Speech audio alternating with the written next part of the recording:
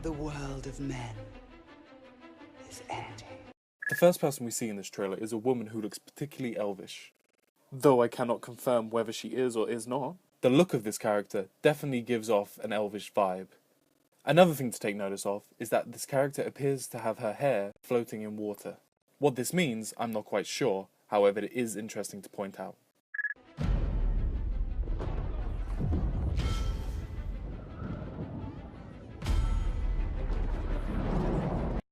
Given how close to Mordor this stronghold is, I would suggest that this is one of two places. Firstly, this could be Minas Ithil. To those who don't know, Minas Ithil is the human fortress that later becomes Minas Morgul, the green glowing fortress we see later in this trailer, after the Witch King takes control. The other location this could be is a pre-battle Osgiliath, the capital of Gondor that is destroyed in the trilogy of the Lord of the Rings films. Could we possibly see the destruction of this place in the game? In the fires of Mount Doom, a ranger and a wraith bound together in death. Next up, we are reintroduced to the main characters of the first game, Talion and Celebrimbor, who are forging a new ring of power in the same place that the One Ring was forged. Crafted the one thing that could challenge Sauron, a ring of power. But power can blind those who seek it. What's interesting here is that if we cast our minds back to the first game, Talion and Celebrimbor are bound to one another, so the fact that here they appear separate could be indication of the plot that the new game will take. Celebrimbor! Here we see Sauron's stronghold, Barad-dûr, being rebuilt. The great deceiver has returned to Middle-earth to rebuild his armies. And of course here is Sauron himself. Something to take notice of here is that like the first game, Shadow of War appears to be taking inspiration from the films when it comes to the design of the characters. To rule all.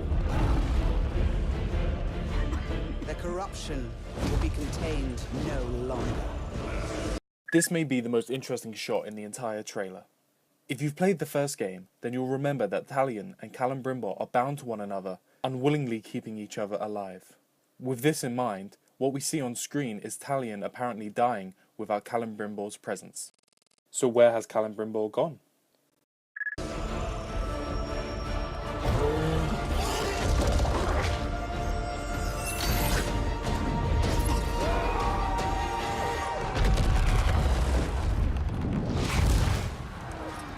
Two important things to note here. Number one, it appears that when Talion finally gets the ring on, he is reinvigorated and giving a new lease of life. Could Celebrimbor now be inside the ring? The other important thing to note, that's a Balrog. I really, really hope we get to fight a Balrog in this game.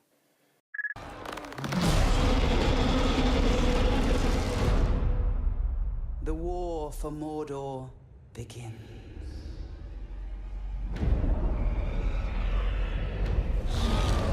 With the villains of the first game, the Tower, the Hammer, and the Black Hand of Sauron all being killed, it would appear that the Nazgûl will take center stage in this game, clearly being led by the Witch King himself.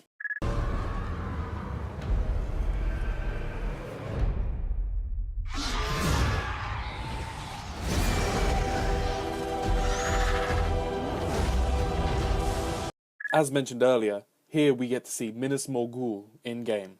Since the trailer shows the human stronghold being attacked and turned to rubble, yet Minas Morgul seems to be in reasonably good condition, this is what leads me to suspect that we are seeing Osgiliath being attacked in the trailer.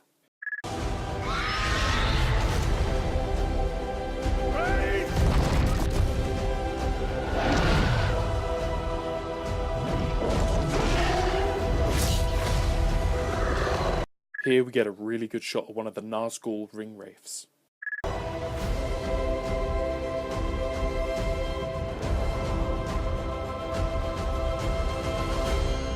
In one of the final shots of the trailer, we see Talion walk out into Mordor, seemingly fine after apparently almost dying just minutes earlier.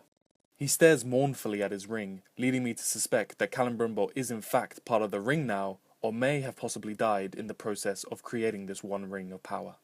This would explain why Talion is walking about seemingly unharmed. Could we see the use of multiple rings in this game, granting Talion different powers depending on which he wears? Hopefully, we will find out when the gameplay is revealed on March 8th.